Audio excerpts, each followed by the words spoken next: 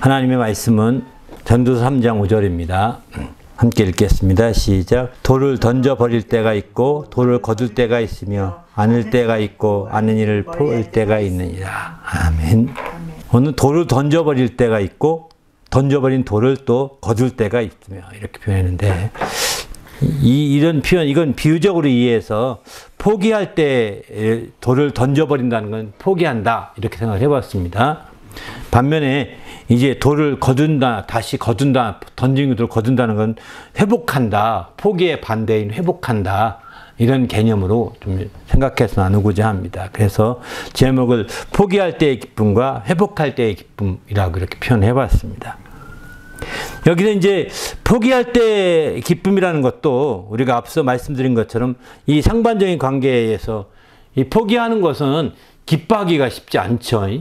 좌절감만 느낄 뿐이고, 내가 허탈감만 느낄 뿐이지 포기하게 되면 어떤 일 하다가 포기해 보십시오.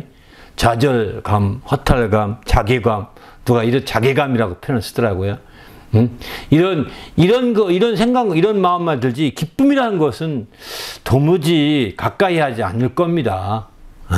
그런데 이 포기할 때도 기쁨이 있다는 것입니다.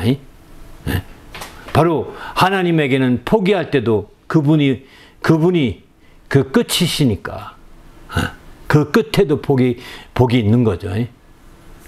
거기에도 하나님이 계시니 그분이 가진 기쁨이 있으니 포기할 때의 기쁨도 우리가 생각해 볼 수가 있는 것이죠. 그래서 우리가 인간적으로 어떤 포기라는 것이 어떤 눈에 보이는 어떤 물질적인 것이든 무엇이든 이제 자기가 가졌던 것들을 내려놓고 또 소유권을 완전히 넘겨주고 이런 것들을 되게 포기한다. 또는 그것이 좀 더 합리적인 방법으로 하지 아니하고 그것이 어쩔 수밖에 없이 자기가 대가를 지불받으면서 포기하면 괜찮은데 그런 것들이 없이 어쩔 수 없이 내려놓을 수밖에 없게 됐을 때 그걸 흔히들 우리는 포기라고 표현하는데 그때에 얼마나 마음에 좌절되겠어요. 허탈해지겠어요. 자기가 그동안에 애썼던 모든 것들인데 그동안에 힘썼던 모든 것들인데 이게 그냥 하루아침에 쫙 놔야 되니까 얼마나 힘들겠습니까? 이 부분에 있어서 우리는 생각을 할 필요가 있는 거죠. 그래서 우리가 겉보기에는 어려운 일입니다만 그러나 실제적으로 그 포기할 때 그 기쁨을 우리가 여기서도 한번 늘 생각해 볼 필요가 있을 것 같습니다. 성경에 이런 말씀을 봅니다. 우리가 선을 행하되 낙심하지 말지니 포기하지 않으면 때가 이름에 거두리라. 이런 말씀 갈라디아 6장 9절에 말합니다. 바로 포기하지 않으면 포기할 때의 기쁨이라고 했는데 여긴 포기하지 아니하면 때가 이름에 거두리라. 이렇게 표현합니다. 이런 측면에서 우리는 포기한다 하더라도 또 다른 포기는 또 다른 심는 것이기도 하거든요. 포기한다고 할 때 하나님을 믿는 사람들에게는 새로운 시작이요 심는 행위랑 똑같거든요. 그러나 하나님 믿지 않는 자들에게 허탈감과 또 좌절감이 온 것은 끝이기 때문입니다. 그러나 하나님을 믿는 자와 믿지 않는 자의 차이는 굉장히 큰 거죠. 믿지 않는 자들은 끝이에요. 포기함으로.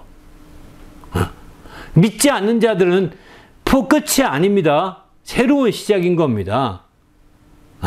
왜? 그 끝에, 포기의 끝에 하나님이 계시기 때문에 포기가 오히려 하나님께 심는 것과 같은 효과라고 할까요? 효력이 있는 거죠. 그래서 크리스찬들이 불가능에 도전한 이유가 여기에 있는 겁니다. 많은 크리스찬들이 많은 기적적인 일들을 얘기하면서 간증을 하는 경우를 보게 됩니다. 정말 그 사람이 포기할 수밖에 없는 상황이었고 포기할 수밖에 없는 아주 모든 절체절명의 그 여건이었지만 그러나 이제 다 내려놨어요. 하나님 앞에 내려놓습니다. 하나님 문제가 책임져 주십시오. 사람이 볼 땐 포기한 겁니다. 사람으로는 포기한 거예요. 이제 내가 할 일들을 다 내려놓습니다. 오직 하나님이 해 주십시오. 하나님께 맡기고 하나님께 사람이 포기하면 하나님이 그때서부터 역사하시게 되니까 이제 새로운 시작을 생각하는데 그렇게 해서 마침내 많은 사람들이 놀라운 이적과 기적이 나타나는 것을 보게 됩니다. 이게 우리는 그래서 포기할 때의 기쁨이라는 것은 신앙을 가질 때만이 가능하다는 것입니다. 신앙이 없을 때는 불가능합니다. 여기 갈라디아 6장에 포기하지 아니하면이라고 말했는데 신앙을 가진 자들에게 표현하는 거예요. 신앙을 가진 자들이 자기가 인간적으로 포기하지 않고 하나님께 맡기면 이런 뜻입니다. 포기하지 않는다는 것은. 인간적으로는 포기하지 않는 겁니다. 그리고 하나님께는 맡기면 때가 이름에 거둔다 이런 뜻이 되는 거죠. 그래서 우리는 주님 앞에서 이제 정말 하나님 말씀을 통해서 우리가 이 포기할 때의 기쁨을 깊이 이해하고 아마 세상에서는 이런 포기라는 문제 때문에 아주 큰 낭망을 하고 아주 크게 절망을 하고 그리고 좌절을 해서 완전히 뭐라고 할까 완전히 인생 자체가 무너지지 않습니까? 이런 사람들을 좀 종종 보게 되는데 그런 사람들이 정말 이제 주님 하나님을 바라보고 하나님을 의지해야 되는 거죠. 하나님을 의지한 자들은 절대로 어떤 상황이 되더라도 낭망하거나 절망하지 않습니다. 왜? 하나님이 그 끝을 장식하기 때문에 내가 낭망할 수 있는 상황이 아니요. 내가 절망할 수 있게 끊어진 상황이 아니거든요. 하나님이 거기에 함께 계시기 때문에 나는 하나님께 옮겨 타면 되는 겁니다. 이 절망할 때 절이라는 것이 절벽할 때 그 절벽과 똑같은 절자를 쓰거든요. 완전히 수십 길의 그 절벽 끝에 선 기분을 생각해 보십시오. 그 고공공포증을 느낀 사람은 더 말할 수 없겠죠. 거기서 막 그냥 그 근처만 가도 몸이 흔들리는 것 같다고 느끼니 어떡하겠어요. 그죠? 가까이 가지도 못하겠죠. 그렇게 될 수 있는 그 높은 절벽 위에 있는 것처럼 그러나 절벽 끝에 그분이 있다면 절벽 끝에 그분께 나를 맡기고 가는 겁니다. 그렇게 가는 거예요. 그렇게밖에 없는 거예요. 바로 포기라는 것은 그 포기 끝에 하나님이 계시기 때문에 내가 포기하면 하나 되는 것이 아니라 포기하면 하나님 만나는 것이 아니라 인간적으로는 포기하지 않는 겁니다. 사람들이 볼 땐 포기한 것 같지만 그 상황에서 하나님께 맡기는 것입니다. 그러므로 우리가 이 포기할 때의 기쁨을 되찾을 수가 있는 것이죠. 우리도 이런 기쁨을 좀 느껴보시는 성도가 되시길 바랍니다. 할렐루야. 그러나 어떤 사람들은 이 절망의 상황 속에서 이제 죽으면 그만이지 하고 그냥 깨끗하게 해버립니다. 그러나 죽으면 그만인 줄 알았는데 죽으면 그만이라고 생각해서 날 절망으로 몰아넣는 놈들 보면서도 못 쫓아오지 하고 시원하지 하고서 조롱하면서 죽어갈지 모릅니다. 그 돈 찾으려고 막 쫓아오는 놈도 있잖아요. 그죠? 그 놈들 자기가 자살하면서 너 돈에서 억울하지? 나 찾아봐. 내가 돈 줄 것 같아. 안 줘. 난 나의 목숨을 끊어도 안 줘. 이러면서 이제 자살하는 사람도 있을 수 있겠죠. 그러면서 깨끗하게 하는데 사실 그 자살하는 순간 어쩌면 그때 속 시원하다고 할지 모르지만 그 순간일 뿐이지 그 뒤부터 영원한 절망에 다들게 되는 겁니다. 영원한 절망에. 그게 바로 포기이기 때문입니다. 그래서 우리는 자살은 자기 목숨을 포기하는 거거든요. 인간 스스로가 자살해서 안 된다는 거죠. 이것은 죄악인 거죠. 그것은 그 남들 육신은 따라오지 못하겠지만 그러나 그 순간에 당신은 하나님께로 올라탈 수가 없습니다. 예수 믿어도 당신 예수 잘 믿어도 자살하고 나서 당신 스스로 목숨을 포기하고 난 다음에 하나님께로 하나님께 의탁하려고 하는데 의탁할 수가 못한다는 거예요. 그렇게 했다면 이미 가룟유다는 구원 받았을 거요. 가룟유다는 불쌍하다고 예수님이 말하지 않았을 것입니다. 태어나지 않는 게 나을 뻔했다라고 말하지 않았을 거예요. 바로 그런 측면에서 볼 때 우리는 자기 포기하지 말 것 중에 대표적인 것이 자기 목숨인 거죠. 바로 끝까지 지켜가는 것입니다. 그리고 그렇게 여러분이 고통스럽고 힘들어도 정말 하나님에 대한 중심이 안 됐기 때문에 멍하게 있으니까 그런 거죠. 정말 여러분이 끝까지 기도하세요. 내가 가기 전까지 할 일을 하게 해달라고 막 기도하셔야 되는 거예요. 어? 가기 전까지 내가 이렇게 있지 않게 해달라고, 정말 할 일을 하고 무엇인가 하게 해달라고. 내가 인생에 할 일을 다 마쳤을 때는 그냥 날 데려가 주십시오. 내가 그냥 더 이상 많은 사람에게 부담을 준 사람이 되지 않고, 부담을 주더라도 내가 할 일은 꼭 내가 하게 하시고, 꼭 잘하고 잘 마치고 가게 해달라고. 이렇게 하나님이 생사화보 주장하시는데 아직 나를 안 들어간다는 것은 할 일이 있다는 얘기거든요. 그렇지 않습니까? 그 할 일을 해야죠. 그 일에 열심을 내야죠. 열정을 가져야죠. 이렇게 우리가 그런 일들을 우리가 부지런히 기도할 필요가 있는 거죠. 그렇게 한다면 당신 그저 허망하게 나 조금 아프면 기분 아프면 나 안락사 시켜줘. 이렇게 할 안락사도 자살입니다. 당신 편의대로 죽겠다는 거거든요. 하나님은 당신을 통해서 정말 또 새롭게 하기를 원하는 일이 있을 수 있는데 당신 임의로 그렇게 죽는 것은 이것도 죄악이에요, 사실은. 세상의 제도로는 법적으로는 죄악이 아니라고 할지도 모르겠습니다. 어느 나라에서는. 그러나 이것도 하나님이 볼 때는 죄악입니다. 내 스스로 내 가는 시간을 정할 수는 없다는 것입니다. 그러기에 우리는 주님 앞에서 우리가 철저히 하나님 말씀을 통해서 우리가 새롭게 중심을 다져야 되겠다, 이런 생각을 해봅니다. 할렐루야. 더 나가서 이제 우리는 그래서 이제 포기할 때 이 기쁨이 정말 우리가 다시 한번 생각해 보게 되는 거죠. 그러면 이 포기한다는 것을 한번 좀 더 살펴보십시다. 끝까지 포기하지 말아야 할 것들이 있는데 그게 어떤 것들이 있느냐? 성경은 이렇게 7가지로 말합니다. 지혜를 포기하지.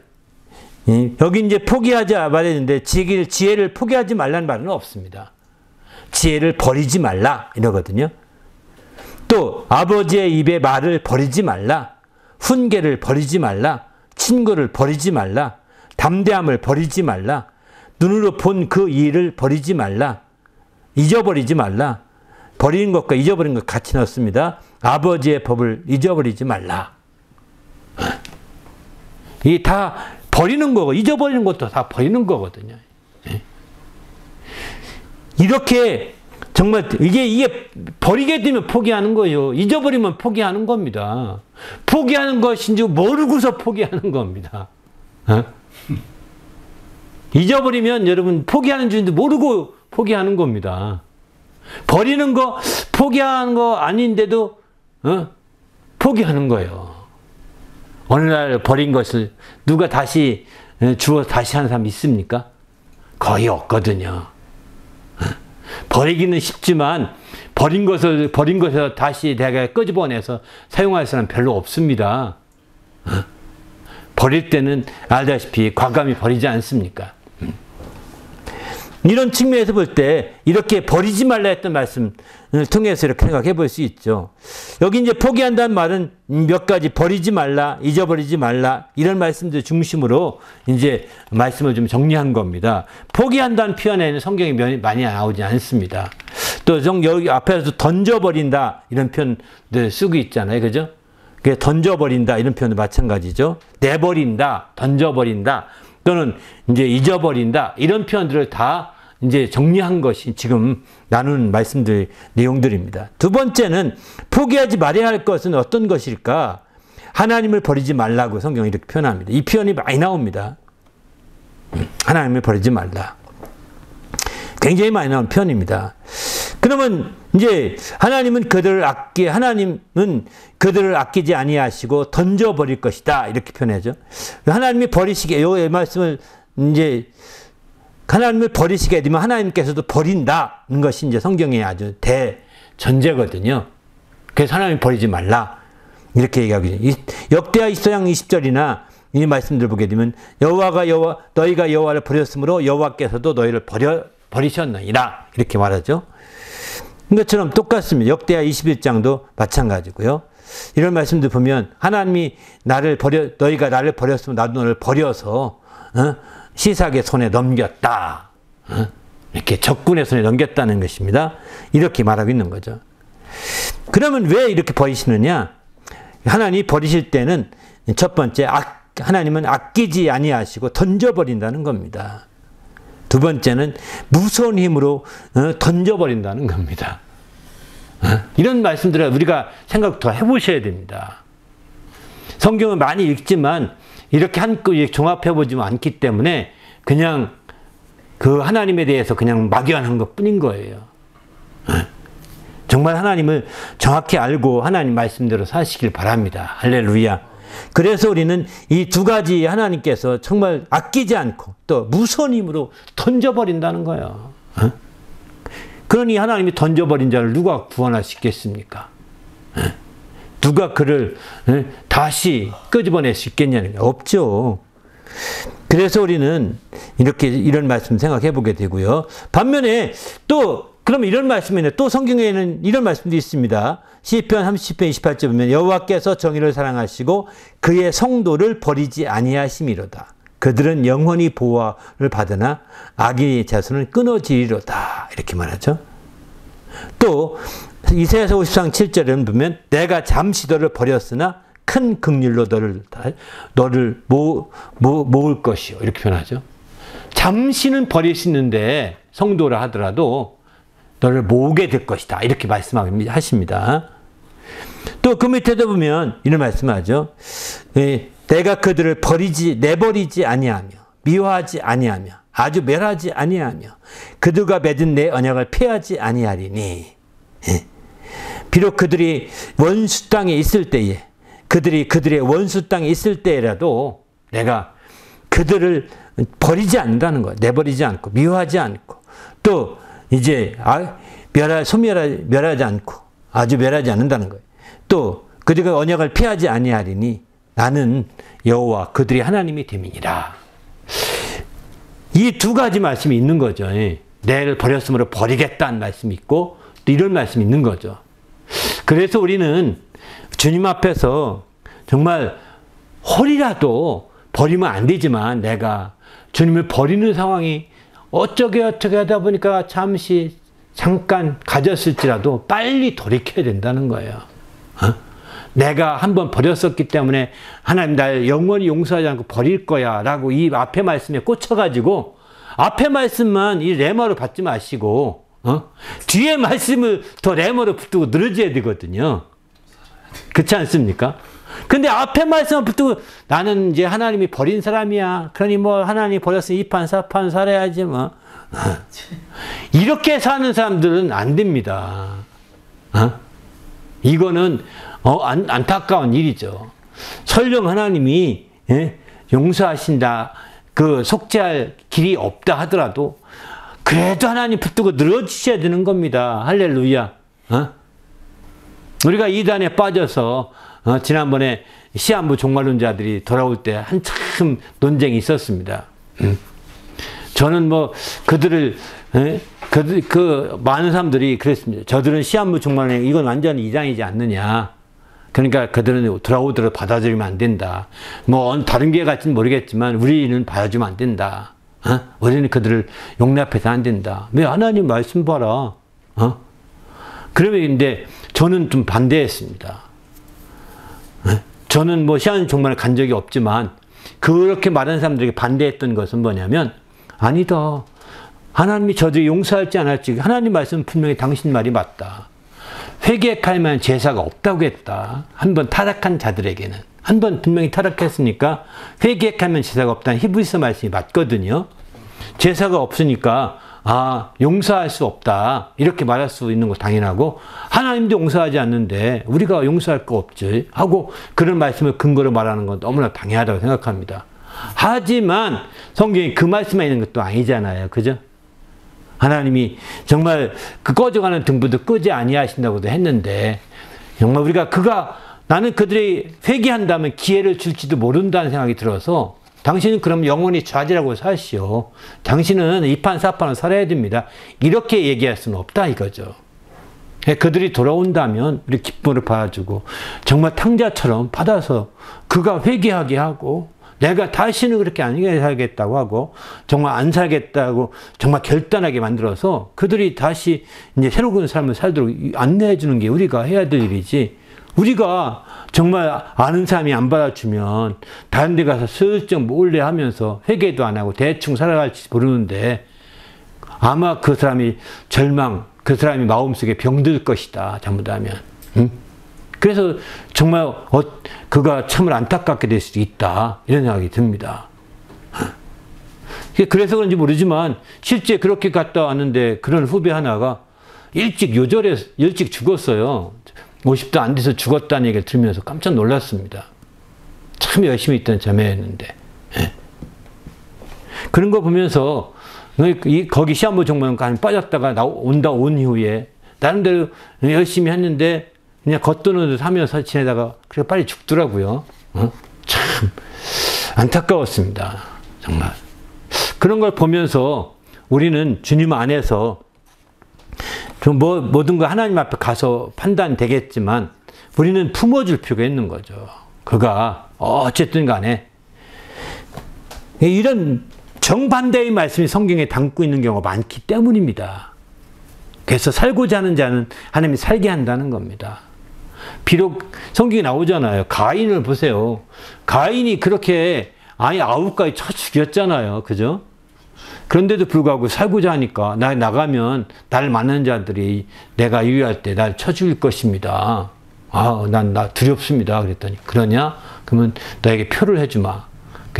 그리고서 공포하잖아요. 가인을 죽이면 가인의 죄 7배를 더 받는다. 이렇게 얘기하지 않습니까? 그러니 정말 하나님이 얼마나 긍휼이 많으시고 하신 분인 걸 알 수 있는 거죠. 그래서 주님은 긍휼이 많은 분이신지라 잠깐은 버릴지 모르지만 영원히 그들 다시 모은다고 이렇게 말씀하고 있거든요. 그런 차원에서 볼 때 우리가 함부로 판단하지 마십시오. 성경 한두 구절 가지고 판단하지 마시고 정말 그 반대도 우리가 포용할 수 있는 항상 폭넓은 사람이 돼야죠. 그렇지 않고 그냥 한쪽에 치우친 사람이 된다면 그리고 하나님께 맡겨야죠. 그 모든 결과는. 내가 책임지는 것도 아닙니다. 그들은 반드시 살아날 수 있을 겁니다. 내가 그들의 보증이 될 수 없습니다. 하나님께 맡겨야죠. 그 다음에 이제 하나님을 버리지 말라는 기본적으로 하고요.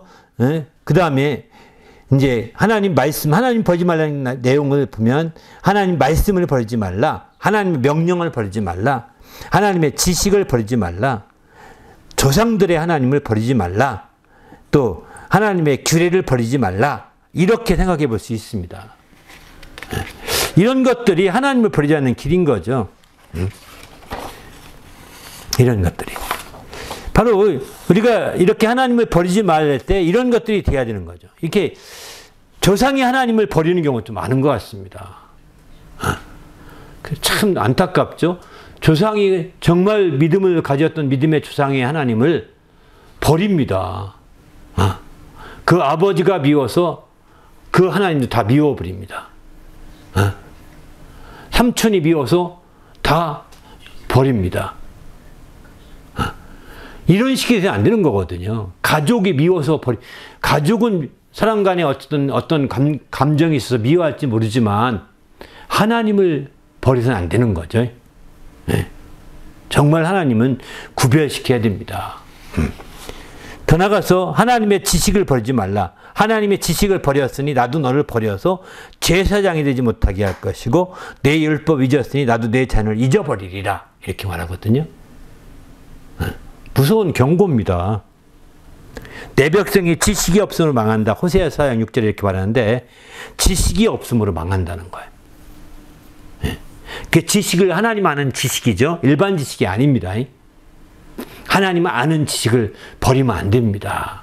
하나님 아는 지식이 있음에도 불구하고 그렇게 행하지 않고 버린다면 하나님은 어떻게 하느냐? 나도 너를 버려서 이렇게 하겠다는 겁니다. 제사장이 되지 못한 영적인 직분을 감당하지 못하게 할 거라는 겁니다. 영적인 일을 못하도록 막을 것입니다. 그렇게 행하기는 행했습니다. 당신에게 영적인 일을 할 수 있는 기회를 점점 박탈될 것입니다. 두 번째는 이제 당신이 이렇게 하나님이 잊어버리게 되면서 결국은 율법을 잊어버리게 되는 거죠. 율법을 잊게 되는 거죠. 하나님 아는 지식을 버리니까. 율법을 잊었으니 나도 내 자녀를 잊어버리리라. 하나님의 속에, 기억 속에서 지워진 자녀 잘 될까요? 응? 하나님이 기억 속에서 지워진 자녀라고 하는, 이게 하나님 전능자가 어떻게 지워버립니까? 바로 전능자이기 때문에 전능한 능력 가지고 전제한 것을 그 중에 한 부분 지워내는 겁니다. 참 전능하기 때문에 가능한 겁니다. 내가 널 모른다. 성경이 말하지, 하나님께서. 그죠? 그러면 아는데도 하나님 아시잖아요. 전제하신 분이시잖아요. 왜 몰라요? 이렇게 하나님께 따져봤자 소용이 없습니다. 그러니 내가 전제한 건 맞는데 난 전능하다. 근데 널 모른다. 전능한 능력 널 모르기로 했다. 얘가 똑같은 거죠. 그래서 모른다는 겁니다. 전능한 능력으로 널 전에는 알았었는데 전능한 능력으로 널 모르는 쪽으로 지워버렸다. 이겁니다. 너 기억하는 걸 지워버렸다는 거예요. 저도 그 하나님이 지운 것 같은 것을 느낄 때 있는 게 뭐냐면 근해공식이 그렇습니다. 저도 근해공식을 몰라서 대학 본고사에서 떨어졌거든요. 근해공식이 2분의 이렇게 위에 걸고 루트 안이 플러스 마이너스 1 플러스 마이너스 루트 안이 있잖아요. 루트 안이 생각 안 납니다. 루트 안이. 지금도 기억이 안 나요. 예, 재수할 때는 그걸 억지로 외워서 기억했는데, 또 하도 몰라서 써놓고 들어가기도 했습니다. 어떤 때는 기억 안 날 때 혹시라도 몰라서 이렇게 루트 안에 써놓고 들어가. 루트 안에 그쯤을 썼으니 누가 본도 이게 무슨 컨닝인 줄 알겠습니까? 그러니까 그렇게도 했었었는데, 그는 어쨌든 이제 지금도 루트 안, 여러분 웬만하면 기억하지 않습니까? 수학, 그죠? 이제 기억이 안 납니다. 2분의 그 다음에 1 플러스 마이너스 루트 안 들어가는데, 그 다음에 루트 안이 텅 빈 것 같아요. 저는 전능한 능력은 없는데도 이렇습니다. 전능한 능력으로 제가 지운 게 아니라 저를 하나님이 인도하시려고 그 부분을 싹 지워내신 것 같아요. 잠시. 지금은 노력하지 않아서 더 그게 발휘되고 있는 거죠. 한번 지어낸 거예요. 지어낸 것이었기 때문에. 하나님의 인도하심이라고 만약에 그거 생각났다면 저는 충남대학에 갔을 것이고, 그리고 한 학번 빨리 다녔을 것이고, 그리고 마침내 충남대 법대에서 제가 뭘 했는지 모르겠어요. 아마 고시공부 했겠죠. 그리고 지금의 길이 아닐 가능성이 높습니다. 아마 제가 만나는 사람을 모두 못 만날지도 모릅니다. 이때를 위해서 주님께서 그때 근해공식에 그 루트 안을 지워준 것이 아니었는가, 이런 생각이 들어요. 이때를 위해요. 하여튼 아마 주님이 그때, 저는 생각하기를 근해공식에 루트 안을 지워지 않았다면 지금 이 동영상 이때도 없을 것입니다. 그러나 이 동영상으로 하여 이때를 위하여 주님이 그때 1980년도에 그때에 그걸 지워줬던 거죠. 아무튼 우린 주님 안에 정말 새로운 79년이네. 79년 80년도 1월에 그 본고사 봤으니까 80년 1월이네요. 하여튼 80년 1월에 그렇게 지워버리셔서 하나님이 지금의 나를 인도하셨던 것 같습니다. 예, 아무튼 우린 주님 안에서 그렇습니다. 그 다음에 이제 반면에 이제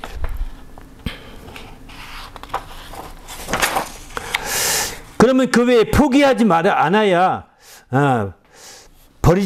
포기하지 않아서 버리지 말아야 할 것들이 무엇이 있느냐, 그 외에. 선을 버리지 말라. 또, 은혜를 버리지 말라. 양심을 버리지 말라. 처음 사랑을 버리지 말라. 처음 믿음을 버리지 말라. 이렇게 이제 얘기하고 있습니다.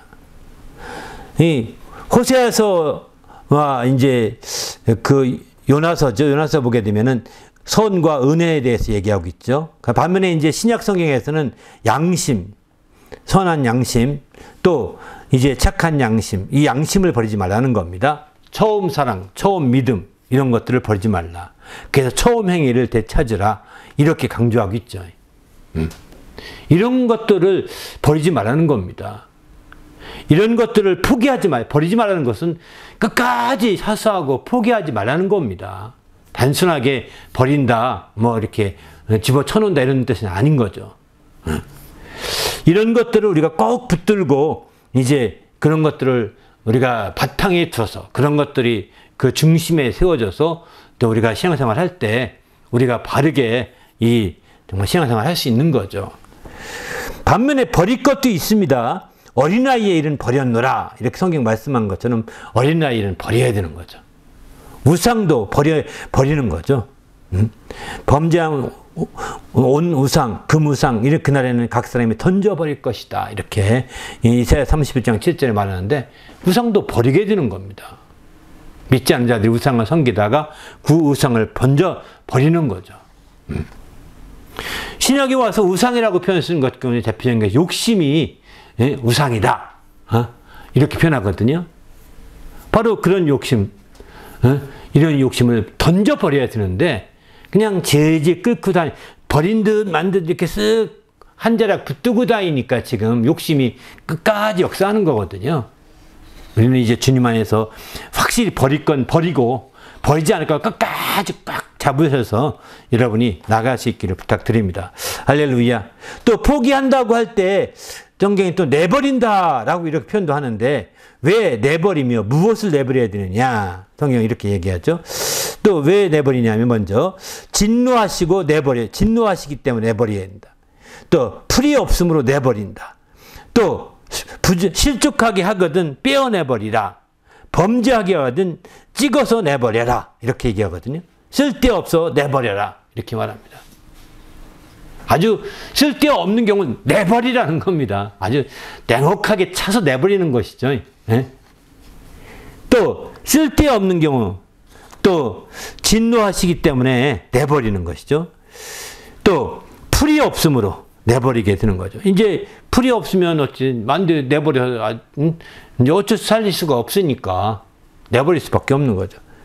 이게 유목민에게 아주 비참한 날인 겁니다. 이게 또 실족하게 하거든 빼어내버리라.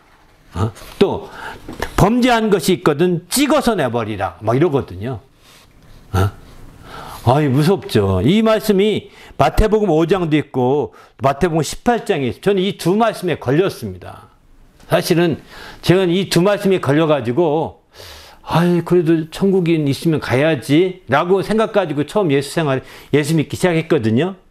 쭉 교회 가면서 천국에 대한 얘기를 들으면서 그럼 천국이 있다면 가야 되겠다. 그럼 신앙생활 잘 해야 되겠다. 이런 생각을 하고서 이제 신앙생활 잘하면 어떻게 해야 되지? 하고 성경을 읽기 시작했는데 이제 이 생각이 드는 거예요. 내 오른손이 범죄했으면 오른손이 범죄 빼버리고 천국 그 지옥을 가지 말라고 하는 얘기가 그건 괜찮았습니다. 왜? 오른손으로 범죄하기 별로 없으니까. 그래 누구 막 오른손을 보고서 너무 예쁘다. 아주 잘 쓰면 좋겠다. 이런 생각은 안 했었거든요. 그때까지는. 네? 그런 생각을 못 했었거든요. 네? 그런 생각을 이루지 못했죠. 그런 거 잘 모르니까. 그래서 그때까지는 그 고3이었는데 그때까지는 아주 착했죠. 그 뒤에 더 악한 생각을 해왔지만, 이제 그랬는데 그 말씀은 괜찮았어요. 두 번째 말씀이 나옵니다. 5장 29절, 30절에 보게 되면 두 번째 말씀이 나오는 것은 뭐냐면, 이제 내 오른손으로 범죄했으면 오른손을 잘라버리라는 겁니다. 오른손을 잘라버리라고 30절에 이렇게 나옵니다. 그리고서 마침내 백체 중에 하나의 범죄면 찍어버리라 여기 나오죠. 그 백체 오른손이 실족한 것은 찍어내버리라 이렇게 표현하거든요. 그런데 이 말씀에는 이제 찔린 게 있었어요. 탁 한 순간에 읽는 순간에 어떤 게 떠오르냐면 옛날 시골에 저희 아버님이 이제 소장사한다 그랬잖아요. 소장사를 하시면서 엄청나게 저희 집에서 저희 집만이 정말 큰 기와집을 짓게 됐거든요. 그 저희 동네에 큰 기와집이 하나 더 있습니다. 이렇게 식물원 하는 큰 집 한 기와집이 있고 그 집에는 기와집이 없었는데 우리 집이 두 번째 기와집으로 이제 기와집을 지어지게 됐는데 그 기와집을 그 집을 짓기 위해서 이제 우린 비닐하우스에서 임시 움막을 짓고 사는 겁니다. 임시로. 근데 거기 비닐하우스 속으로 만든 움막 안에 이렇게 이제 부엌이 있는데 부엌에 선반이 있습니다. 조금 높여져서 높지도 않습니다. 이제 거기인데 거기다가 이제 음식을 해서 올려놓죠. 어머님이. 선반에 음식, 왜냐면 임시 돌려고 한 거죠. 그런데 어머니 올라간 그 의자를 갖다 놓고 저도 이제 올라갔죠. 거기 뭐가 있나. 저도 이제 그때는 어머니보다는 컸지만, 그게 아마 이때가 언제냐면, 초등학교 어릴 때예요, 이게. 근데 어머니보다 그때는 적죠. 그러니까 당연히 그거 올려놔야죠. 근데 이제 얼마나 어머니는 이렇게 쉽게 닿는데 저는 안 닿던 것 같아요. 그래가지고 올라가서 이렇게 손을 집어넣는데 보니까 이게 뭐냐면 억지로 약간 기울여서 넣었거든요. 콩자반이에요, 콩. 저희 시골에, 저희 집에 했던 콩자반은 간장 콩자반이 아니라 소금 콩자반이거든요. 콩을 볶아가지고 마지막 단지 볶아지면 거기에 소금을 넣습니다. 소금 넣어서 함께 또 볶습니다. 그러면 소금이 함께 붙고 함께 얽혀서 짭짤함이 같이 붙어납니다. 그래서 볶은 소금과 함께 모아놓는 거거든요. 그러니까 뭐 간식거리잖아요. 간장이 들면 손에 묻는 건 귀찮아서 안 먹을 텐데, 손 넣어가지고 그거 나오니까 한 주먹 이만큼 끄집어 집었죠? 그래서 그거 먹었는데 얼마나 맛있는지 모르겠더라고. 한 번 먹으면 괜찮은데, 이제 몇 번 했네? 이게 먹을수록 쭈니까 더 기울여야 되지 않겠습니까? 그래서 조금 더 기울였던 거야. 근데 기울였는데 이게 팍 엎어져 버렸어요. 이래가지고 이제 거기 부엌이 어떤 시멘트로 깐 것도 아니고 임시로 진 거여서 흙바닥이거든요. 그러니까 엎어졌으니 뭐 이거 먹을 길이 없는 거죠. 그러니까 야, 이건 큰일 났다. 그때 때마침 있던 건 저밖에 집이 없었으니까 큰애는 이제 이게 저라는 것이 너무나 뻔한 거고, 이제 이건 이제 큰일 났다는 생각이 들어서 그날 정말 엄청나게 막 무서워가지고 밖에 나가 있었습니다. 그래서 볕다루만이 큰 집을 만들어 그 단속에 숨어 있었는데 누나가 찾아왔더라고요. 밤이 어두워지니까. 그래서 찾아와서 이제 엄마가 너 혼내지 않는데 들어와 자, 이런 얘기 하더라고요. 얼른 들어갔죠. 그래서 따라가서 모른 척하고 잤어요. 먹지도 않고. 근데 그게 병이 됐어요. 그래서 평생 그렇게 아픈 적이 없었었는데 며칠이나 아팠어요. 제 기억에는 가장 오랫동안 아팠던 것 같아요. 그러니까 이게 생각나는 겁니다. 아팠던 거 하면 그 손 생각나는 거죠. 그런데 그게 제 속에 늘 남아서 있는데 그게 또 공교롭게 그 시간이 생각나더라고요. 성경 읽을 때. 그래서 그렇다고 천국 가기 위해서 손 찍어내라는 건 아니겠지? 그렇단 얘기지 뭐. 이렇게 넘어갔는데 또 읽다 보니까 또 18장에 또 나옵니다. 그게. 그 말씀이 또 18장에 또 나옵니다. 정말 18장, 마태복음 18장 이 8절에 마태복음 5장 10절에서 거의 똑같은 말씀이 다시 한번 나와요. 여기는 그 말씀이 먼저 나옵니다. 그 말씀이 먼저 나와요. 그러니 마음속에 막 그냥 이건 어떡하냐. 성경 더 읽으면 안 되겠다. 난 천국은 가고 싶은데 자를 수는 없고 더 읽다 보면 무슨 말이 나올지 몰라서 못 읽게. 그래서 성경을 못 읽었어요. 마태복음 1장부터 시작해서 18장 거기까지 읽고 끝났어요. 18장 8절 9절을 읽고. 그리고서는 이제는 끝나고서 이제 나중에 서울 올라가서 신앙생활 하면서 성경을 다시 알게 됐던 거. 나중에 알고 보면서 그것이 율법이었다라고 하는 걸 알게 되었습니다. 율법은 죄를 뒤집어 놓는 것이다. 죄를 기억나게 하는 것이다. 이렇게 얘기하시더라고요. 그래서 아마 제가 기억났던 거 본다면 그게 율법이었다. 율법이 그렇게 기능하는 이유는 예수를 믿어라. 예수께로 나아가라고 하는 안내다. 이렇게 얘기를 들으면서 내가 예수 믿어야 되겠다. 예수를 예수 안내를 받았으니 더 예수 잘 믿어야 되겠다. 생각해서 믿게 됐고 여기서 드디어 그때서 완전히 벗어나게 된 거죠. 신앙학신은 이때 비로소 그렇게 해서 갖게 된 것 같습니다. 아무튼 정말 우리가 그 신앙 안에서는 이 내버릴 것은 이렇게 내버린다는 거예요. 그럼 포기할 때 또 하나의 표현이구나. 잃어버린다는 표현이 있는데 그것은 어떻게 되느냐. 하나님께서 잊어버리되 왜 잊어버리고 그 결과는 어떻게 되느냐. 성경에 보면은 이렇게 말합니다. 명령과 법도와 규례를 지키지 아니함으로 잊어버린다. 이렇게 표현하시거든요. 여기 신명기 8장 11절을 보면 여호와의 명령과 법도와 규례를 지키지 아니하고 또 내 하나님의 영광을 여호와를 잊어버리지 않도록 삼갈지어다. 이렇게 표현해요. 그죠? 바로 이런 것들을 지키지 아니하면 잊어버리게 돼 있는 거죠. 하나님을 잊어버리게 돼 있는 겁니다. 또 목전에서 악을 행함으로 잊어버린다. 이렇게 얘기합니다. 이사야서 3장 7절 보면 이스라엘 자손이 여호와의 목전에 악을 행하여 자기들의 하나님을 잊어버렸다. 이렇게 표현하거든요. 악을 행하.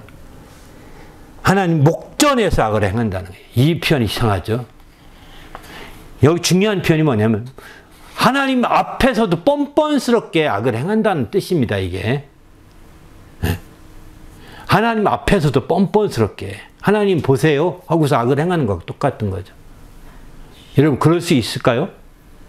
조금이라도 신앙이 있는 사람은 하나님 앞에서 죄송한 마음이지. 하나님 보세요. 악을 행합니다. 이렇게 말할 수는 없는 거거든요. 이거는 하나님이 기뻐할 수 없는 일인 거죠. 하나님 보세요. 그래서 저는 악을 짓습니다. 악행합니다. 이럴 수는 없다는 겁니다. 바로 이제 이스라엘 자손들이 하나님 목전에서 악을 행하며 자기들이 하나님을 잊어버렸다는 거예요. 잊어버리는 거예요. 이렇게 해서. 욥기도 보게 되면 하나님을 잊어버리는 자의 길은 다 이와 같고 저속한 자의 희망은 무너지리니 이렇게 표현하죠. 그렇습니다. 그런데 잃어버린 결과는 어떠냐? 잃어버린 결과 다른 신을 따라 섬기게 되는 거죠. 신명기 8장 19절을 보게 되면. 또 잃어버린 결과 자기 일에 빠지게 돼. 잃어버리고 하면 자기 일에 빠집니다. 이사야서 17장 10절 재미있는 표현이죠. 구원의 하나님을 잊어버리며 내 능력의 반석을 마음에 두지 아니한 까닭이라. 그러므로 내가 기뻐하는 나무를 심으며 이방의 나무까지도 이종하노라. 내가 자기 일에 빠진다는 거예요. 기뻐하는 나무를 심고 이방의 나무까지도 이렇게 옮겨 심고 하는 것은 자기 일에 그냥 힘쓴다는 거예요. 인간의 일에. 그 다음에 예레미야 13장 25절 보면은 거짓 것을 신뢰하게 된다는 것입니다. 또 우상의 향을 이제 피워서 우상을 섬기게 되는 쪽으로 가게 되는 거죠. 나를 잊어버리고 향을 살려게 되고 바알을 섬기게 된다. 이렇게 표현하고 있죠. 또 다섯 번째는 이제 잊어버린 결과 자기 왕궁을 세운다는 겁니다. 이스라엘은 자기를 지으신 이를 잊어버리고 왕궁들을 세웠으며 유다는 견고한 성읍을 많이 쌓았으나 내가 그 성읍들을 불을 보내어 그 성읍들을 삼키게 하리라. 이렇게 말합니다. 그렇습니다. 이렇게 하나님을 잊어버리게 되면 이제 그냥 따르는 이 다섯 가지는요. 따르는 거기 나타난 증상들입니다. 증상들. 하나님으로 말미암아 살지 않으면 이제 무엇으로 살아야 되거든요. 그게 뭐냐? 이런 것들로 살려고 하는 것이죠. 이게 이제 안타까운 거죠. 또 하나님을 잊어버리지 않기 위해서 어떻게 해야 되냐 그러면 바로 눈으로 본 그 일을 잊어버리지 말아야 합니다. 눈으로 본 그 일. 귀로 들었던 그 일. 이 얘기는 경험했던 일을 잃어버리면 안 되는 것이죠. 이해되십니까? 경험했던 것은 잃어버리면 안 되는 겁니다. 눈으로 보았거나 귀로 들었거나 자기가 체험했던 일들은 어떤 형태로든 체험한 것은 잊어버리지 않고 그것이 내가 체험한 게 어떻게든 그대로 전해지게 해야 되는 거예요. 내가 체험한 것은. 정말 전해지지 못하면 기록에 해놔서 그게 꼭 알게 다음 세대에 알게 이렇게 해야 되는 거죠. 이렇게 하지 않으면 이건 소임을 다하지 않은 거라고 저는 생각합니다. 저도 사실은 제가 눈으로 본 거, 귀로 들은 거, 또 제가 체험한 것을 정말 꼭 좀 전하고 싶은 마음에서 다 기록해 놨습니다. 정말 못 쓰는 글로 자선도 1권, 2권, 3권째까지 만들어 놨습니다. 어쨌든 그 읽고 안 읽고는 두 번째 문제입니다. 저의 몫을 다 하고 싶습니다. 그리고 할 수만 있으면 다 전하고 싶은 거고 계속 전하고 또 전하고 또 전하고 물론 뭐 읽어보라고 저희 자손들에게 후배들에게 얘기하지만 뭐 말한다고 해서 읽나요 그게? 예? 말해서 읽으면 다 자지죠. 응? 이거 안타깝지만 말대로 안 됩니다. 모든 것들은. 이제 아무튼 그래서 그러나 이제 우리의 사명은 다 하는 것뿐입니다. 내가 다 하지 못해서 하나님 앞에서 정말 책망받지 말아야 되지 않겠습니까? 다 하는 것뿐인 겁니다. 그리고 이제 이러기 위해서는 마음을 힘써 지켜야 된다 이렇게 말합니다. 마음을 힘써 지키는 거예요. 눈으로 본 것을 잃어버리지 않겠습니다. 항상 마음을 놓치지 말아야 되는 거죠. 하나님에 대한 중심의 그 마음을 놓치지 말아야 되는 거예요. 하나님에 대한 중심의 마음을 놓쳐버리면 본 것도 잊어버리고 체험한 것도 잊어버리고 깨달은 것도 잊어버리고 다 잊어버립니다. 그럼 뭘까요? 뭐로 살까요? 자기 멋대로 사는 거죠. 어? 그거 잊어버렸으니 이제 뭔가 자기 살 거를 만들어내려고 몸부림치죠. 이제 어떤 형태로든 간에. 엉뚱한 데 시간 보내서 막 어떤 사람은 철학을 끌고 오고 사상을 끌고 오고 이렇게 하죠. 그게 발전시키는 거라고 말할지 모르지만 아닙니다. 그 자기 살기 위한 꼼수에 불과한 것이죠. 우리 하나님 말씀에 따라서 중심을 세워가야 되는 거죠. 두 번째는 하나님의 언약을 잊어버리지 말아야 되는 거죠. 언약을. 세 번째는 하나님의 법을 잊어버리지 말아야 합니다. 내 아들아 나의 법을 잊어버리지 말고 네 마음으로 나의 명령을 지키라 이렇게 말합니다. 법을 잊어버리지 말합니다. 술을 마시다가 법을 잊어버려서 법을 잃어버리고 이런 표현도 하거든요. 술을 먹을지라도 법은 잃어버리면 안 됩니다. 그렇다고 술 먹으라고 권하는 건 아닙니다. 그렇지 않으면 술을 안 먹는 것이 정상적이라고 생각합니다. 술에 한번 몸에 들어가서 자기 하나님의 성전된 몸이 마비돼서는 안 되지 않습니까?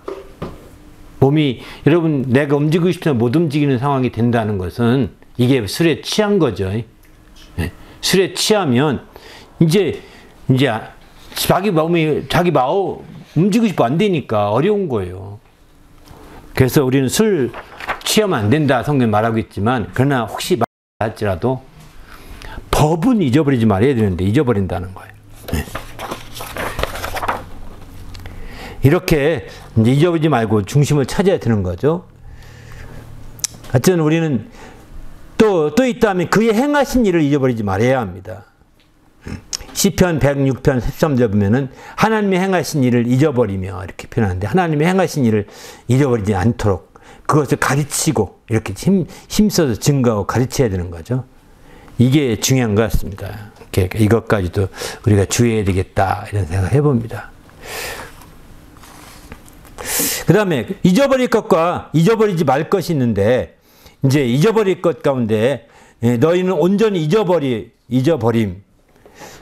자, 예레미야 보면 내가 너희를 온전히 잊어버리며 내가 너희와 너희 자손들에게 준 이 성읍을 내 앞에서 내버려 이렇게 표현하죠. 하나님 말씀대로 따지 않는 자들을 아주 온전히 하나님이 잊어버린다 이렇게 말씀하시고 있죠. 또 내 자녀를 잊어버림.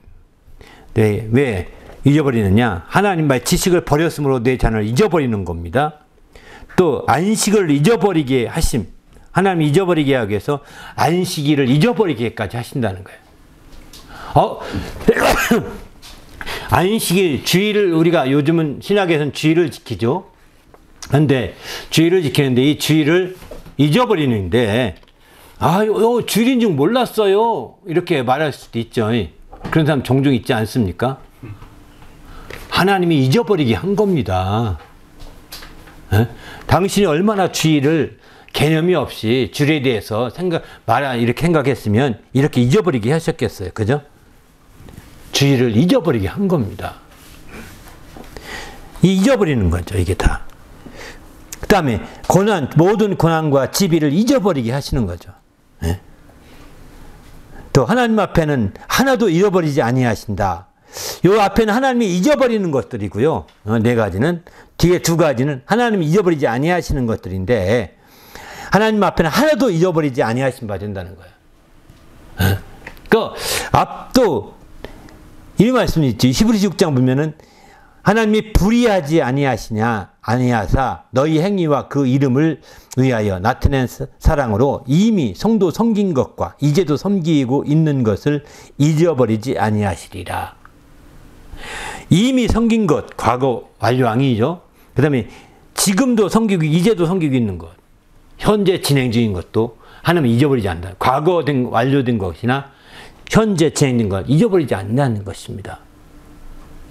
근데 잊어버린다고 해놓고 또 잊어버리지 않는다고 하니까 정반대를 왔다 갔다 하시지 않습니까? 하나님이. 그죠? 같은 상황은 아니지만 이게 하나님은 가능하신 분이십니다. 왜냐하면 알파가 되시고 오메가가 되신 분이기 때문에 그렇습니다. 또 하나님은 전능하시고 전지하시기 때문에 이게 가능한 겁니다. 그분이 전지하지 못하고 전능하지 못한 어느 한쪽에 문제가 있다면 아마 이럴 이게 불가능할지도 모르겠습니다. 그죠? 그러나 그분은 전능하심과 전지하심이 동시에 가능하기 때문에 전능한 능력으로 잊어버릴 수도 있고 전능한 능력으로 잊어버리지 않을 수가 있는 것이죠. 또 나가서 그는 알파가 되시고 오메가가 되시기 때문에 이와 같이 주님께서 바로 이제 잃어버릴 수도 있고 잃어버리지 않을 수도 있는 거죠. 그렇기 때문에 여기서 우리는 정신을 바짝 차려야 될 수밖에 없습니다. 우리가 어쨌든 잃어버리는 이것들을 우리가 극복하려면 어찌해야 되느냐? 가장 중요한 것만 먼저 마지막 말씀드리면 이제 바로 이게 뭐냐면 감사함으로 받으면 버릴 것이 없다고 했습니다. 하나님이 지으신 모든 것이 감사함으로 받으면 버릴 것이 없나니 이렇게 표현하죠. 믿는 자들과 진리를 아는 자들이 감사함으로 받을 것이니라 이렇게 말합니다. 감사하는 삶이 이 포기하는 삶을 극복하는 버리는 삶, 포기하지 않기 위해서 가장 필요한 우리의 신앙의 자세라고 볼 수 있습니다. 감사하는 삶. 다시 말해서 그 포기할 때에 거기서도 포기하는 상황에서도 기쁨을 찾고자 한다면, 포기하는 그런 여건 속에서도 기쁨을 찾고자 한다면, 포기하는 상황 속에서도 기쁨을 찾고자 한다면 감사해 보시길 바랍니다. 그러면 아주 큰 기쁨을 누릴 수 있는 기회가 열릴 것입니다. 할렐루야. 그런데 제가 지금 이제 1시간에 다 맞춰야 되는데 여기까지 하다 보니까 1시간이 다 돼가네요. 벌써. 네? 네. 50분 넘게 지금 포기에 대해서 이제 얘기했으니 회복에 대해서는 아주 쉬운 얘기입니다. 10분에 끝내겠습니다. 회복할 때의 기쁨입니다. 회복할 때의 기쁨은 알다시피 이제 회복한다는 것 자체는 무엇을 의미하냐면 이제 온전히 다시 찾아서 다시 얻고 원래 상태같이 되는 것을 회복하는 거라고 표현하는 거죠. 여기 돌을 거두어 드리는 것을 여기는 회복한다는 그런 차원에서 좀 얘기하고 있습니다. 그렇게 이해하시면 좋을 것 같고요. 회복한다는 그런 개념으로 이렇게 이해하시면 좋을 것 같습니다.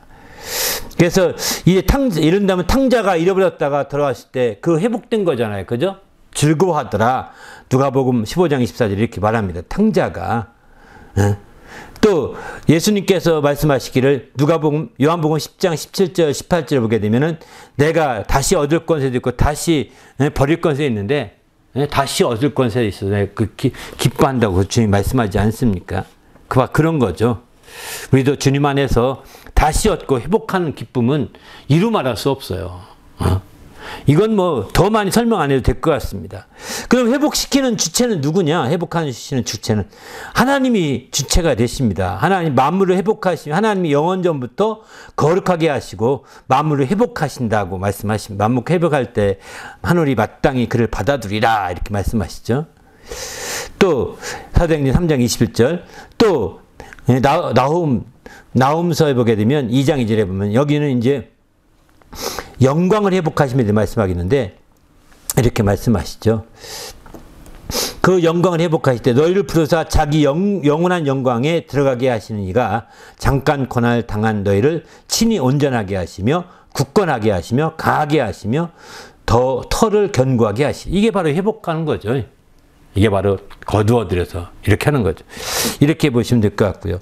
그래서 왜냐면 주님께 주권이 주께 있기 때문에 회복하는 권세 그분께 있다는 거예요. 만물의 머리가 되시고 만물을 주재하시는 분이기 때문에 그렇게 하시는 것을 말씀하시고 있는 거죠. 그래서 이제 모든 주권이 주께 주의 손에 있기 때문에 주님께서 그 주권에 있는 권세와 능력으로 크게도 하시고 강하게도 하시고 만물을 다 주관하시는 것이죠. 바로 이런 주님이심을 우리는 알고 회복에 대해서 우리가 회복하기 원하는 것이 있다면 주님을 의지할 수밖에 없다는 것입니다. 내 노력과 내 수고와 애씀으로 회복하려는 것이 아니라 한계가 있는 거예요. 오직 주님을 의지하고 주님을 힘입어서 나갈 때 회복을 할 수 있고 그럴 때 그 기쁨을 또한 찾을 수 있게 되는 거죠. 저도 지금 그런 상태입니다. 회복을 주님만 의지할 뿐입니다. 주님만 의지하고 오직 주님으로 회복되기를 소망하고 있을 뿐이죠. 또 세 번째는 만물의 주제가 되사 만물을 회복시켜 하시면 어떻게 될까? 또 어떻게 회복되느냐? 바다의 힘이 그 회복된다고 할 때 회복된다는 표현에서 찾아본 겁니다. 바다의 힘이 회복된다 이런 표현이 나오고요. 또 두 번째는 이제 그 정신이 회복된다. 또 빼앗겼던 성욕이 회복된다. 세 번째는 이 살이 무슨 살이냐면 이 육신의 살입니다. 육신의 살이 회복된다. 깨끗한 살이 되는 거죠. 피부가 깨끗해졌다는 것을 의미합니다. 또 손이 기능이 회복된다. 이런 것도 있습니다. 이게 회복되는 거예요. 하나님이 회복하시면 모든 게 회복되는 것이죠. 이런 것들이 회복되는 거죠. 그럼 구체적으로 무엇을 회복하실까? 구체적으로 하나님이 자기 권세를 회복하신다. 권세를 회복하신다는 거예요.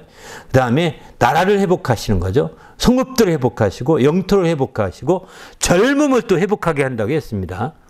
또 우리를 회복하시고 또 모사들을 회복하시고 옛 지위를 회복하시고 모든 일, 모든 것을 회복하신다. 그러니까 회복이라고 할 때 우리는 지금 어느 하나만이 아니라 엄청난 이 범주가 다 들어있다는 것입니다. 하나님 회복한다고 할 때 이 모든 게 다 들어있는 거죠. 이런 회복하심을 우리는 여기서는 염두에 둬야 되는 거죠. 그래서 우리가 이런 회복하심으로 말미암아 새롭게 중심을 다져가야 되겠다 생각이 듭니다. 더 나가서 이제 다섯 번째는 하나님께서 주도적으로 회복시키고자 하셨던 것은 어떤 것일까?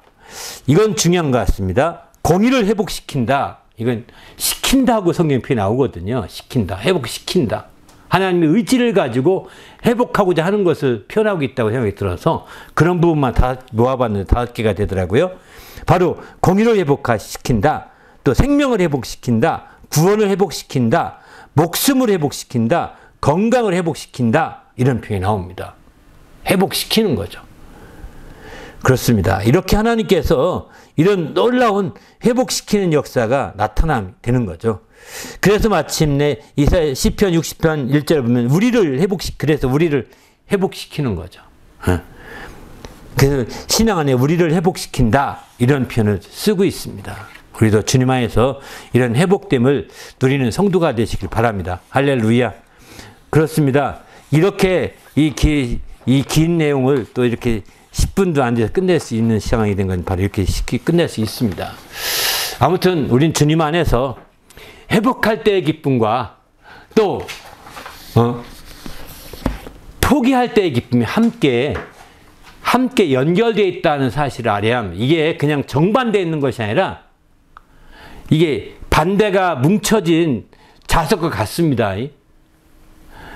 플러스 자극과 마이너스 극이 반대잖아요. 그죠? 정반대인데 이게 붙어 있잖아요. 신기하게. 어떻게 붙어 있을까요? 억지로 붙여놓은 겁니다. 네? 인간이 붙을 수는 없거든요. 어떤 방식으로 이게 붙어 있다는 거예요. 그런데 서로가 밀어내는 그 길이 어떻게 붙어 있죠? 참 신기하죠. 그러니까 이거 똑같이 플러스과 마이너스가 붙어 있어서 있는 것처럼 정반대가 함께 연결되어 있다는 사실을 알아야 되는 거죠. 그래서 우리가 정말 한쪽만 기쁨을 생각하면 안 되고 플러스일 때 기쁨, 마이너스 기쁨인데 항상 우리가 염두에 두고 생각하면서 우리의 믿음의 폭을, 기쁨의 폭을 넓히시길 바랍니다. 이렇게 넓은 폭넓은 기쁨이 바로 참된 신앙의 기쁨이요, 바로 우리 신앙의 기쁨이요, 우리가 추구할 참된 기쁨이고, 이것이 하나님 우리 아버지의 기쁨이십니다. 왜냐하면 그분은 알파가 되시고 오메가가 되신 분이기 때문입니다. 그래서 우리가 우리의 기쁨을 그저 옹졸한 기쁨을 가지시면서 나도 기쁜 사람이다 이렇게 말하는 것은 지혜가 아닙니다. 우리는 기쁨의 교회를 추구합니다. 바로 이름이 기쁨의 교회입니다. 우리가 추구하는 기쁨은 바로 이런 정말 옹졸한 기쁨이 아니라 이런 웅장한 기쁨, 광대한 기쁨인 거죠. 하나님 아버지의 기쁨이요. 또 이 정반대의 기쁨을 다 품고 있는 기쁨입니다. 이런 기쁨으로 충만한 성도가 되시기를 예수님의 이름으로 축원합니다. 할렐루야. 함께 오늘 말씀 생각하며 기도할 때 하나님 정말 기쁨의 참된 성도가 되게 달라고 간절히 기도하십시다.